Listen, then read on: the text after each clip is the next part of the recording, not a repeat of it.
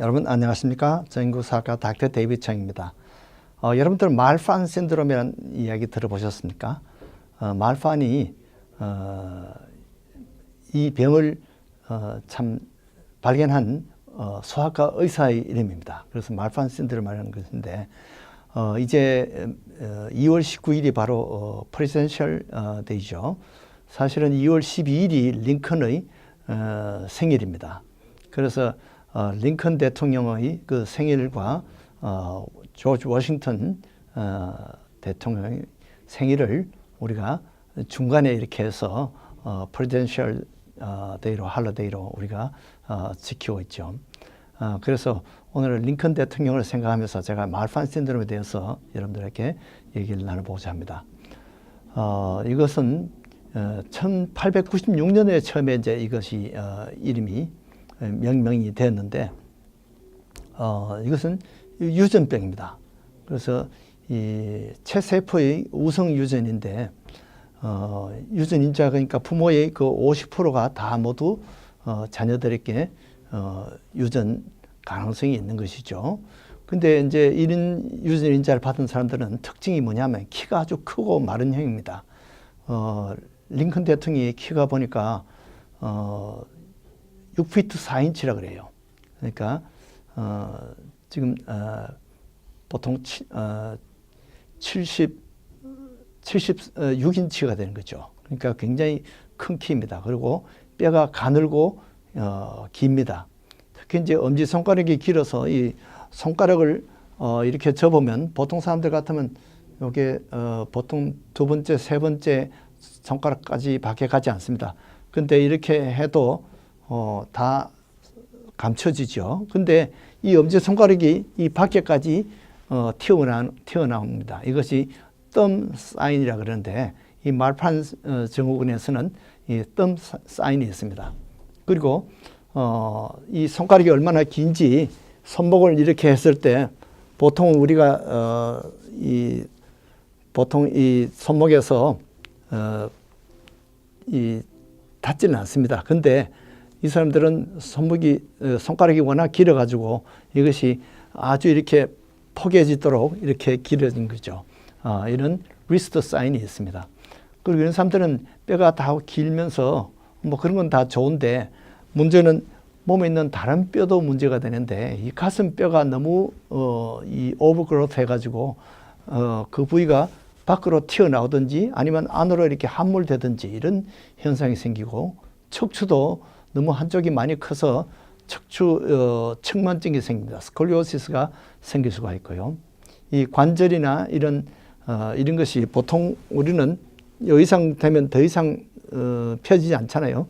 그러나 이런 사람들은 더 밑으로 이렇게 관절이 과다 굴절을 합니다. 이렇게 해서 뭐 평발도 있고 이렇게 해서 여러 가지 뼈에 관절에 보통 사람과 다른 그런 보통 사람들이 볼 때는 병신 같은 그런 뼈의 구조를 가지고 납니다. 그뿐만 아니라 눈에도 문제가 있는데 눈이 이제 건시가 많이 생기고 또 이 사시 눈이 돌아가는 거죠. 뭐 그 정도는 또 보통 사람도 있을 수 있는데 렌즈가 가만히 있질 못하고 렌즈가 탈출하는 거죠. 렌즈가 이탈하는 겁니다. 이렇게 해서 여러 가지 그 장애를 타고나는데 그뿐만 아니라 이 말판 신드롬을 가진 사람들은 심장병이 많아요. 쉽게 피곤하고 맥박이 너무 빨라서 이 빈맥이 있거나 부정맥 또는 심장 판막증이 있는데 보통 mitral regurgitation 그러니까 승모판이 새는 것 또 aortic regurgitation 그래서 이 대동맥으로 가는 그 판막이 새는 그런 문제점이 많이 생깁니다. 또 이 폐질환도 있는데요. 호흡 곤란과 또는 기흉 또는 폐렴, 뭐 기관지 확장 이런 여러 가지 그 문제점들을 많이 가지는 것이 말판 증후군입니다. 그리고 신경계통에도 이 자율신경계통이 이 장애가 있어가지고 방광 이상이 있는 경우도 있고요. 이렇게 해서 여러 가지 문제점이 많이 있습니다. 근데 치료는 특별한 게 사실은 치료할 게 없어요. 키가 너무 크다고 해서 키를 줄일 수는 없는 거죠. 그는 수술을 할 수가 없습니다. 그리고 보통 이제 가슴이 모양이 이상한 모양이 되어도 병신 같은 그런 모양이 되어도 그것을 모양 때문에 치료할 수는 없는 거죠. 수술을 할 수는 없는 겁니다. 그리고 이제 맥박이 이상이 있으면 보통 프로프라놀이라는 이런 이 베타 블로커 약을 보통 쓰게 되고요. 가끔 이제 이 심장 판막증이나 그런 문제가 생기면은 심장 수술이 필요한 경우도 있습니다.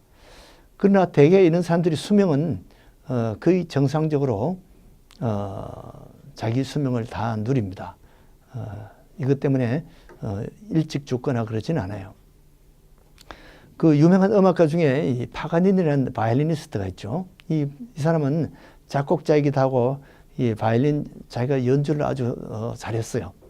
근데 이 사람의 곡을 저도 이렇게 시도를 해봤는데 곡이 너무너무 어렵게 쓰는 거죠. 보통 저는 손가락이 좀 짧은 편인데 이 짧은 손가락 가지고는 도저히 연주할 수 없는 그런 아주 난곡들을 많이 작곡을 했어요. 그건 왜 그러냐면 이 파가니니가 이 바이올린으로 얼마나 어려운 곡들을 연주할 수 있는가 그걸 도전하기 위해서 이 아주 어렵게 곡을 작곡을 많이 하고 자기가 연주를 많이 했어요. 근데 자기는 이 파가니니가 말판 신드롬을 가졌다는 거죠. 그래서 이 사람의 손가락이 아주 길었어요. 기니까 손가락이 플렉시블하고 이러니까 아주 자기가 그 바이올린 기교를 부리는 데는 아주 유리했던 거죠. 그렇게 해서 이 파가니니가 유명한 음악가인데도 이 말판 신드롬을 가진 그런 사람이었다는 거죠.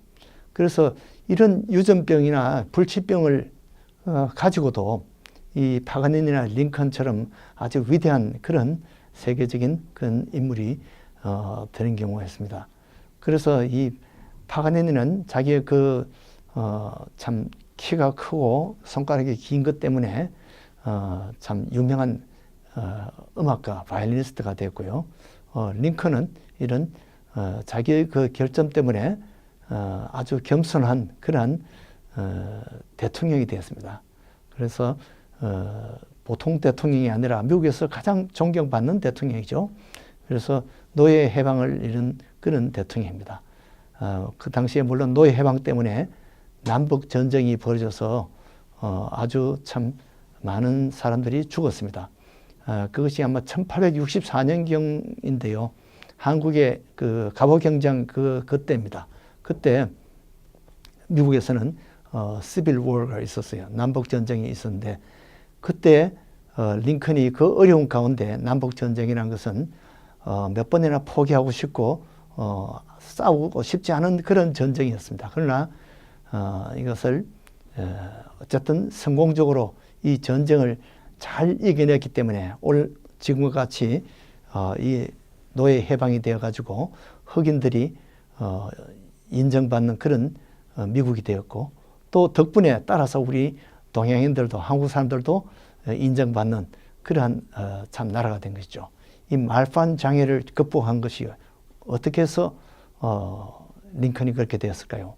어려서부터 어머니가 준 성경을 읽고 성경에서 힘을 얻어서 이러한 장애를 이기고 세계에서 가장 훌륭한 대통령으로 이렇게 우뚝 섰습니다. 여러분들도 혹시 사람들이 알지 못하는 그런 장애가 있을지라도 성경을 읽으면서 하나님께 의지하고 믿음으로 살면 링컨 대통령과 같은 그런 축복을 우리도 누릴 수 있을 줄 믿습니다. 안녕히 계십시오.